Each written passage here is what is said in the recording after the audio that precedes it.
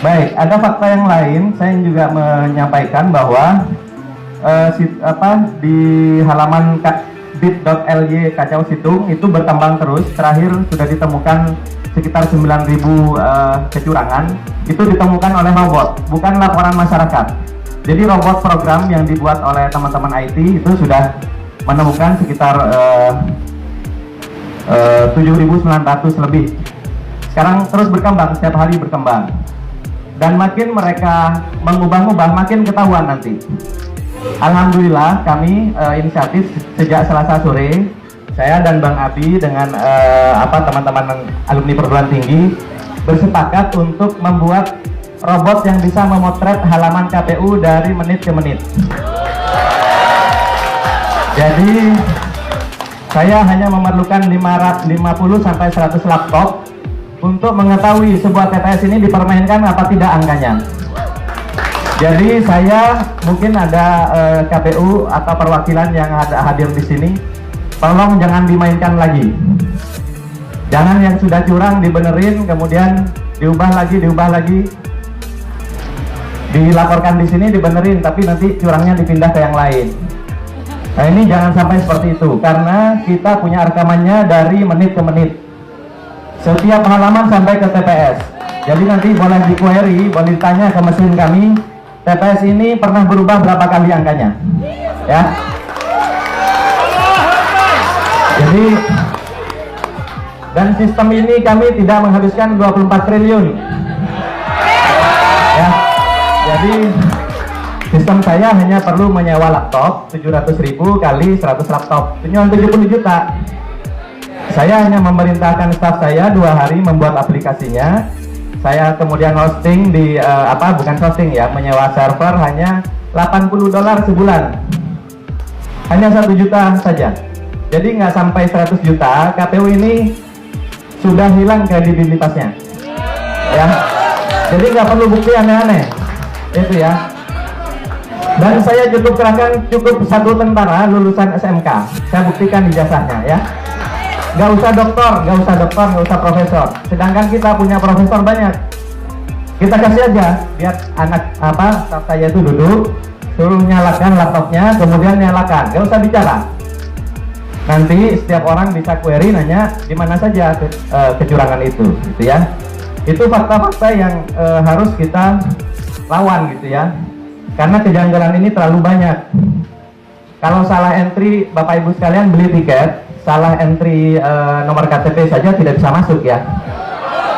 Nama Bapak ditukar ditaruh di nomor KTP, nomor KTP-nya di nama Bapak atau nama Ibu ya. Kira-kira bisa pesan tiket atau tidak? Baik. Kalau Bapak Ibu transfer uang dari handphone Bapak Ibu sekalian, berapa kali memasukkan PIN? Minimal 2 kali, gitu ya. Ada yang harus membaca token dulu, ada yang terima SMS dulu, ada juga yang hanya password dan konfirmasi PIN ya di awal pada saat membuka. Tapi apakah di sistem KPU itu terjadi? Dengan gejala seperti sekarang terlihat, dipastikan itu tidak ada. Padahal itu adalah standar keamanan yang standar sekali, yang paling rendah.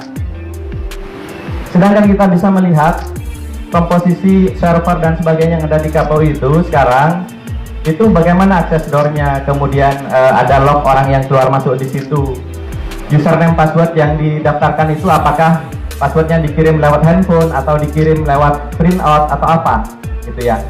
Apakah ketika terima password harus langsung diubah setelah login pertama kali? Nah itu kan harus diperiksa semua. Oleh karena itu kami mengusulkan dengan kejadian yang sangat janggal ini, selain IT audit KPU secara teknologi, tapi kita juga perlu mengaudit orang-orangnya ya. Jadi dalam IT audit itu selain servernya, programnya, itu juga orangnya. Apakah betul sidik jari mereka didaftarkan misalnya untuk masuk ke ruang server? Dan server itu, mohon maaf, apakah betul ada di situ? Kemudian untuk masuk harus pakai VPN. Saya kok tidak yakin. Itu ya. Kemudian sekarang dari KPUD itu yang menginput data, saluran VPN-nya seperti apa. Kok rasanya nggak pakai VPN, sehingga semua jenis laptop, semua jenis komputer, bahkan mungkin handphone itu bisa mengakses situng KPU.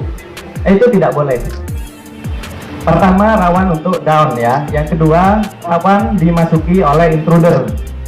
Yang ketiga, ya sudah, saya yang paling curiga, yang ketiga adalah social engineering. Jadi password-password itu memang sembarangan dikasih, atau dikasih ke orang-orang tertentu yang mengamati angka-angka yang gampang dimanipulasi. Misalnya 11, jadi 111.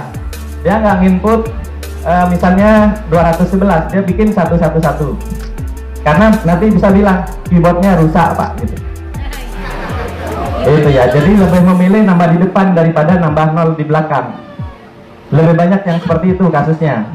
Kemudian punya kita berapa, ada silang 111, silang 11, dimasukkan 111. Nanti bilang, Pak maaf Pak ngantuk. Nah yang seperti ini boleh. Bos-bos oligarki dan KPU, kalian jangan main mata.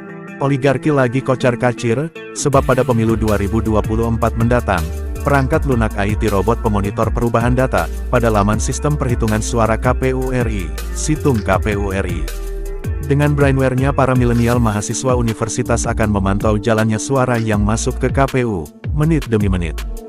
Jika direkayasa dan hasilnya diputar balik, yang menang jadi kalah, dan yang kalah jadi menang, seketika akan terdeteksi.